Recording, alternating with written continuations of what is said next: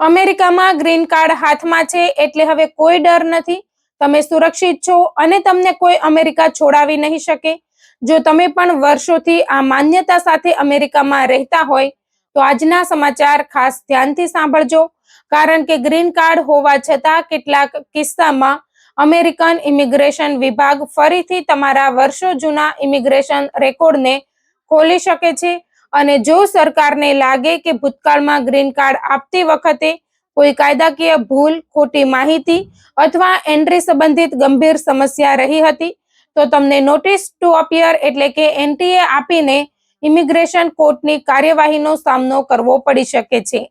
ખાસ કરીને એવા ભારતીયો અને ગુજરાતીઓ માટે આ મુદ્દો મહત્વનો છે જેમણે વર્ષો પહેલા અમેરિકામાં પ્રવેશ કર્યો હતો, પરંતુ તેમની એન્ટ્રીના પુરાવા આજે સ્પષ્ટ નથી, અથવા પછી યુ વિઝા, મેરેજ આધારિત કેસ કે અન્ય ઇમિગ્રેશન પ્રક્રિયા મારફતે ગ્રીન કાર્ડ મેળવ્યું છે. સૌથી પહેલા એક વાત સ્પષ્ટ છે, ગ્રીન કાર્ડ એટલે અમેરિકામાં કાયમી રીતે રહેવાનો દરજ્જો, પરંતુ તે અમેરિકન સિટીઝનશીપ નથી.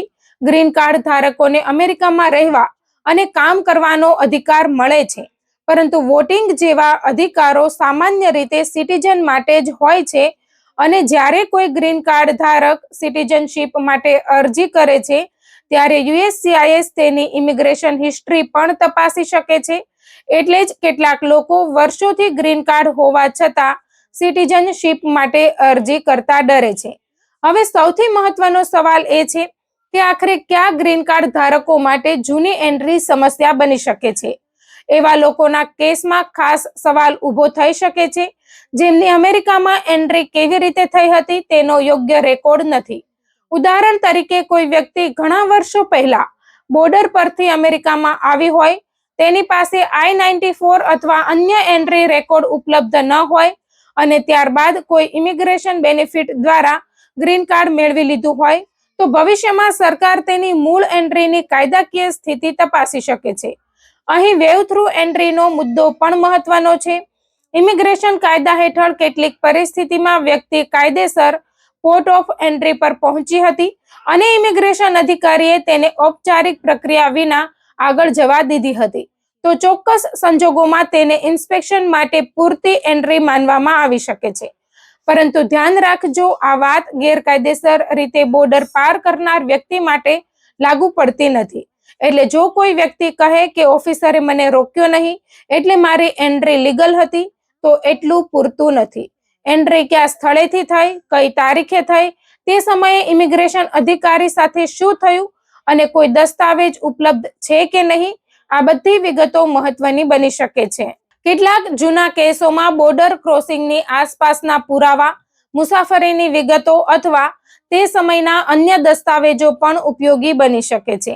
પરંતુ સૌથી મહત્વની ચેતવણી એ છે કે ખોટા દસ્તાવેજો અથવા બનાવટી પુરાવા બનાવીને જૂની એન્ટ્રીને કાયદેસર સાબિત કરવાનો પ્રયાસ ન કરવો, કારણ કે તે સમસ્યાને વધુ ગંભીર બનાવી શકે છે. હવે વાત કરીએ મેરેજ આધારિત ગ્રીન કાર્ડ અને યુ વિઝાની. અમેરિકન સિટીઝન સાથે લગ્ન કરનાર કેટલાક ગ્રીન કાર્ડ ધારકો ચોક્કસ શરતો હેઠળ 3 વર્ષના નિયમથી સિટીઝનશીપ માટે પાત્ર બની શકે છે, જ્યારે અન્ય ઘણા લોકો માટે સામાન્ય 5 વર્ષનો નિયમ લાગુ પડે છે. પરંતુ મેરેજ આધારિત ગ્રીન કાર્ડ મળ્યું એટલે જૂના ઇમિગ્રેશન પ્રશ્નો આપમેળે સમાપ્ત થઈ જાય એવું નથી. જો ગ્રીન કાર્ડ મેળવતી વખતે ફ્રોડ અથવા ખોટી માહિતીનો મુદ્દો હોય તો તે અલગ કાયદાકીય સમસ્યા બની શકે છે. એ જ રીતે યુ વિઝા અથવા અન્ય બેનિફિટના કેસમાં પણ વ્યક્તિની અગાઉની ઇમિગ્રેશન હિસ્ટ્રી મહત્વ ધરાવી શકે છે. હવે સૌથી મોટો મુદ્દો, જો તમે ગ્રીન કાર્ડ પર છો અને ભારત જવાનું વિચારી રહ્યા છો તો શું કરવું? ગુજરાતીઓ માટે ભારત આવવું જવું સામાન્ય વાત છે. માતા પિતા, પરિવાર, લગ્ન પ્રસંગો, બિઝનેસ અને અન્ય કારણોસર દર વર્ષે હજારો લોકો અમેરિકા અને ભારત વચ્ચે મુસાફરી કરે છે. પરંતુ જો તમારા ઇમિગ્રેશન રેકોર્ડમાં કોઈ ગંભીર સમસ્યા છે, જૂની એન્ટ્રી અંગે શંકા છે અથવા ક્રિમિનલ હિસ્ટ્રી છે, તો અમેરિકાની બહાર જતા પહેલા કાયદાકીય સલાહ લેવી ખૂબ મહત્વની બની શકે છે. કારણ કે અમેરિકા છોડવું એક બાબત છે અને ફરીથી અમેરિકામાં પ્રવેશ કરવો બીજી બાબત છે. ખાસ કરીને DUI અથવા અન્ય ક્રિમિનલ રેકોર્ડ ધરાવતા કેટલાક ગ્રીન કાર્ડ ધારકોને રી એન્ટ્રી વખતે વધારાની તપાસનો સામનો કરવો પડી શકે છે. એટલે મારી પાસે ગ્રીન કાર્ડ છે એટલે એરપોર્ટ પર કોઈ પ્રશ્ન નહીં થાય, એવી માન્યતા રાખવી યોગ્ય નથી. હવે સિટીઝનશીપની વાત કરીએ તો ઘણા ભારતીયો અને ગુજરાતીઓ અમેરિકામાં વર્ષોથી રહે છે, ઘર ખરીદે છે, બિઝનેસ કરે છે, ટેક્સ ભરે છે અને તેમના બાળકો અમેરિકામાં મોટા થાય છે. છતાં કેટલાક લોકો જૂના ઇમિગ્રેશન કેસના ડરથી N-400 ફાઇલ કરતા નથી. પરંતુ અહીં પણ ઉતાવળ કે બેદરકારી બંને નુકસાનકારક બની શકે છે. જો તમારા ગ્રીન કાર્ડના મૂળ કેસમાં કોઈ ગંભીર પ્રશ્ન છે તો સિટીઝનશીપ માટે અરજી કરતા પહેલા તમારા ઇમિગ્રેશન રેકોર્ડની સમીક્ષા કરાવવી યોગ્ય છે. કારણ કે USCIS નેચરલાઇઝેશન પ્રક્રિયા દરમિયાન તમારી અગાઉની ઇમિગ્રેશન હિસ્ટ્રી અંગે પ્રશ્નો કરી શકે છે. બીજી તરફ જો કોઈ વ્યક્તિએ ફ્રોડ કરીને અમેરિકન સિટીઝનશીપ મેળવી હોય તો ચોક્કસ કિસ્સામાં સરકાર ડિનેચરલાઇઝેશનની કાર્યવાહી પણ કરી શકે છે. એટલે આ આખી વાત માત્ર ગ્રીન કાર્ડ સુધી સીમિત નથી. ખાસ કરીને છેલ્લા કેટલાક સમયથી અમેરિકામાં ઇમિગ્રેશન એન્ફોર્સમેન્ટ અને દસ્તાવેજોની ચકાસણી અંગે ચર્ચા વધી રહી છે. આ વાતનો અર્થ એ નથી કે દરેક ગ્રીન કાર્ડ ધારક સરકારના ટાર્ગેટ પર છે, પરંતુ જે વ્યક્તિના રેકોર્ડમાં વાસ્તવિક કાયદાકીય સમસ્યા છે તેના માટે જૂના કેસને સમજવું પહેલા કરતા વધુ મહત્વનું બની શકે છે. અમેરિકામાં રહેતા ઘણા ગુજરાતીઓ વર્ષોથી મહેનત કરીને અહીં ઘર, બિઝનેસ અને પરિવાર ઊભો કરે છે. આવી સ્થિતિમાં કોઈ જૂની ઇમિગ્રેશન ભૂલને કારણે અચાનક કાયદાકીય મુશ્કેલી ઊભી થાય તે કોઈ પરિવાર માટે નાની વાત નથી. તેથી ડરવાની જગ્યાએ પોતાના દસ્તાવેજો અને ઇમિગ્રેશન ઇતિહાસને સમજવો વધુ જરૂરી છે. અને જો કોઈ સરકારી નોટિસ આવે તો તેને ટેબલના ડ્રોવરમાં મૂકી દેવી કે પછી જોઈશું એવું કરવું યોગ્ય નથી. કારણ કે ઇમિગ્રેશન કેસમાં સમયસર લેવાયેલું યોગ્ય પગલું ઘણી વખત ખૂબ મોટો ફરક પાડી શકે છે.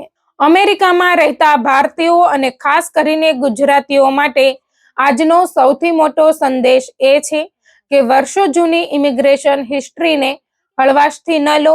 જો તમારી એન્ટ્રી ગ્રીન કાર્ડ મેળવવાની પ્રક્રિયા, જૂના દસ્તાવેજો, મેરેજ કેસ, યુ વિઝા અથવા ક્રિમિનલ રેકોર્ડ અંગે કોઈ સવાલ હોય તો યોગ્ય ઇમિગ્રેશન એટર્ની સાથે તમારો કેસ તપાસાવો. અને જો DHS, USCIS અથવા ઇમિગ્રેશન કોર્ટ તરફથી નોટિસ ટુ અપિયર કે બીજી કોઈ ગંભીર નોટિસ મળે તો તેને ક્યારેય અવગણશો નહીં. NTA મળ્યું એટલે તરત ડિપોર્ટેશન થઈ જાય છે એવું નથી.